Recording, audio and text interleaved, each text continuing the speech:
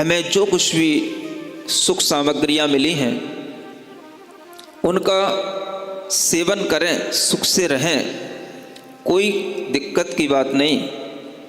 लेकिन यह सब धर्म का फल है, इसे ना भूलें।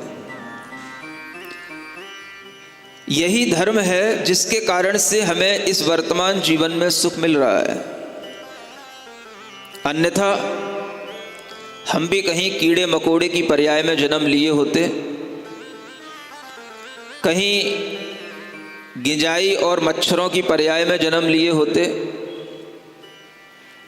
रात को जन्म होता, सुबह पानी बरसता और सारा जीवन लीला समाप्त हो जाता।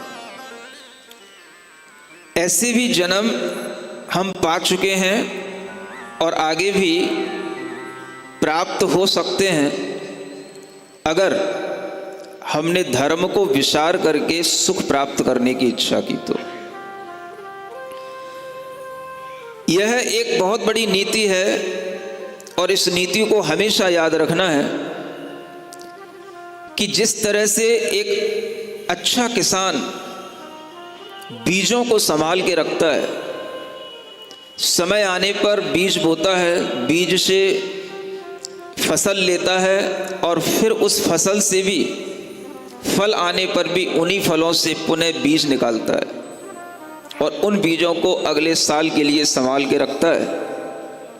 फिर मुझे आगे जब समय आएगा तब मैं फिर बीज बोऊंगा और फिर मुझे उससे फसल प्राप्त होगी और ये क्रम चलाता रहता है। ठीक यही क्रम धर्म और धर्म से प्राप्त सुख के साथ चलता है तो जीवन आगे बढ़ता है। वह धर्म ही है, वह पुण्य भाव ही है, वह परोपकार के कार्य ही हैं, वह सब अहिंसा, सत्य, तप और त्याग का परिणाम ही है जो धर्म के रूप में हमारे अंतरंग में आता है।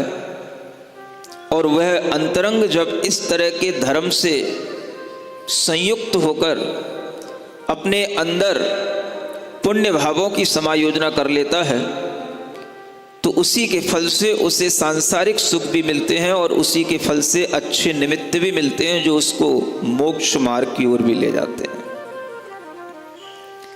आप ये मत समझना कि पुण्य का फल केवल संसार है। अगर आपने पुण्य को अच्छी तरह से अर्जित किया है और उस पुण्य को करते हुए किसी भी तरह से आपने कोई